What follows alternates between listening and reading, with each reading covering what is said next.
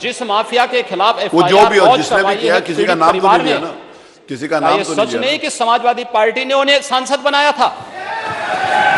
क्या ये सच नहीं है? आप अपराधियों को पालेंगे।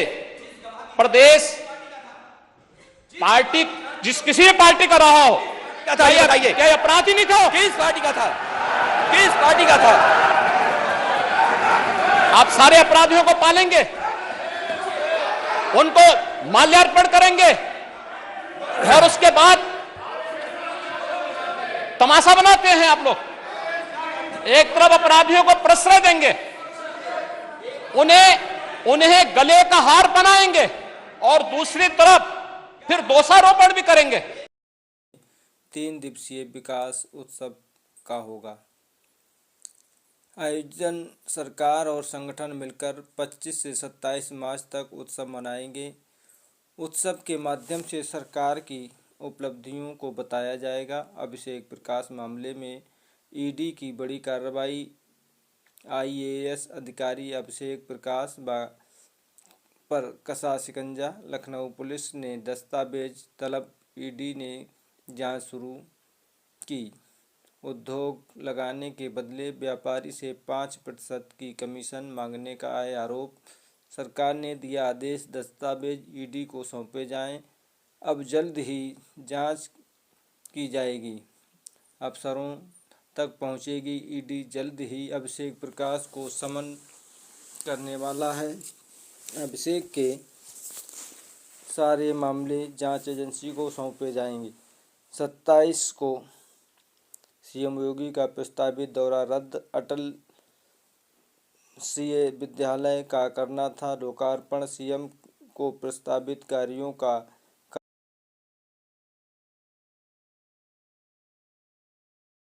के लिए सांसद हाईकोर्ट गए थे।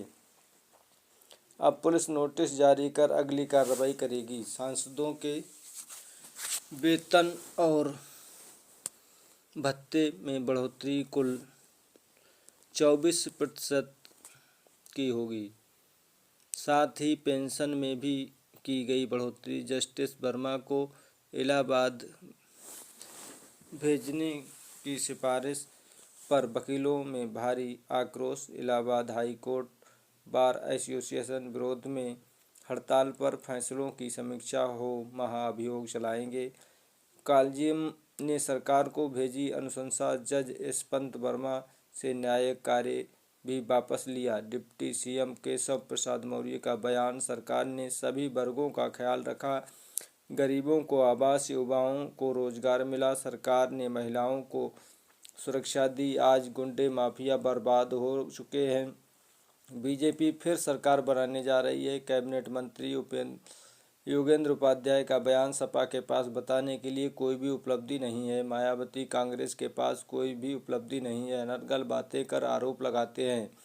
मायावती के दिमाग में सिर्फ बिरादरी की कीमत। अभिषेक प्रकाश पर बोले, कहा जो भी भ्रष्टाचार करेगा कार्रवाई होगी। कार्रवाई से भ्रष्ट अफसरों के अंदर डर पैदा हुआ है।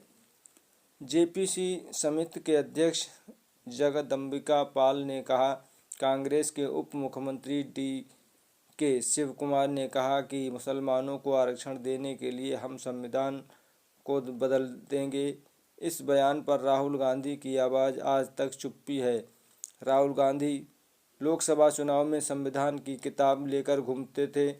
आज उन्हें माफ़ी मांगनी चाहिए। भाजपा सरकार के 8 साल पूरे होने पर बोले डिप्टी सीएम ब्रजेश पाठक ने कहा, 8 वर्षों में प्रदेश की तस्वीर पूरी तरह बदल गई है। कानून व्यवस्था नंबर 1 पर है, इंफ्रास्ट्रक्चर नंबर 1 पर है। अखिलेश यादव को जानकारी नहीं है, वे पूरी तरह डरेल हैं।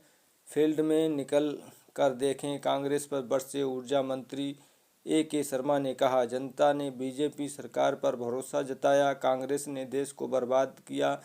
सपा कांग्रेस के खोदे गड्ढे सरकार भर रही है। बसपा के 2007 के फार्मूले पर 2027 की तैयारी में बहुजन समाज पार्टी बीएसपी ने कल बुलाई थी ओबीसी की विशेष बैठक। ओबीसी दलित भ्रष्टाचार कमेटी के पदाधिकारी हुए थे शामिल। दलित पिछड़ा भाईचारा कमेटियों के बाद अब मुस्लिम और स्वर्ण जातियों के साथ भाईचारा बढ़ाने की पहल बसपा फिर कर रही है। दलित ओबीसी का साथ लेने की कोशिश। आप नेता आतिशी का बड़ा बयान। बोली, आज भाजपा की दिल्ली सरकार का पहला बजट पेश हो रहा है, लेकिन यह चिंता का विषय है। बजट से पहले इकोनॉमी सर्वे ही पूरा नहीं हुआ। इकोनॉमी सर्वे बजट का आधार होता है। ये बहुत बड़ा सवाल है कि बिना इकोनॉमी सर्वे के बजट कैसे बनाया गया। मध्य प्रदेश के मुख्यमंत्री मोहन यादव ने कहा, हमारी सरकार विकास के लिए नए नए कीर्तिमान के संकल्प के साथ आगे बढ़ रही है।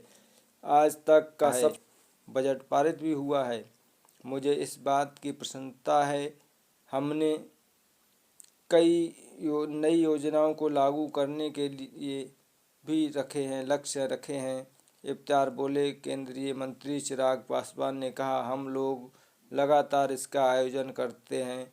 आज मेरे पिता आदरणीय रामविलास पासवान जी ने इसकी शुरुआत लंबे समय से की थी। उनका इसी परंपरा को आगे बढ़ाते हुए हम लोगों ने भी हर साल की तरह इस साल भी इफ्तार का आयोजन किया है। जेपी नड्डा ने काफ़ी टेबल बुक किया है। विमोचन कार्यक्रम में बोले, हम 100 दिन के टीबी मुक्त भारत अभियान का इत्री कर रहे हैं और इसका समापन कर रहे हैं। तो सबसे पहले हमें ध्यान रखना चाहिए कि आज के दिन हम आत्मचिंतन करते हुए टीबी मुक्त भारत को संकल्प के रूप में बना रहे हैं और इसके साथ साथ टीबी के खिलाफ हमारी जंग जारी रहेगी। किरण रिजिजू और जेपी नड्डा के बयान पर बोले कांग्रेस नेता जयराम रमेश, उन्हें कांग्रेस और कांग्रेस के नेताओं को बदनाम किया है। ये गलत है कि कांग्रेस धर्म के आधार पर आरक्षण देने के पक्ष में है। उन्होंने तथ्यों के खिलाफ बोला, भाजपा ने धर्म को नागरिकता का आधार बनाया। ओबीसी आरक्षण जिसमें अल्पसंख्यक भी शामिल हैं, वह 1994 से लागू हुआ था। ये मुद्दा 1 साल पहले बना था। 1994 में जो आरक्षण कर्नाटक में दिया गया था वह धर्म के आधार पर नहीं बल्कि शैक्षिक के सामाजिक पिछड़ेपन के आधार पर दिया गया था। दिल्ली सरकार मंत्री मनजिंदर सिंह सिरसा का बड़ा बयान। बोले, एक दिन तो साफ है, सीएजी रिपोर्ट में ये साफ हो गया कि आपने डीटीसी को भी लूटने का काम किया। ये डीटीसी को करीब 850 रूट पर चलाना था, लेकिन वह सिर्फ 400 रूट पर ही चल रही थी। आज जब ये सीएजी रिपोर्ट पेश की गई तो आपके लोग भाग रहे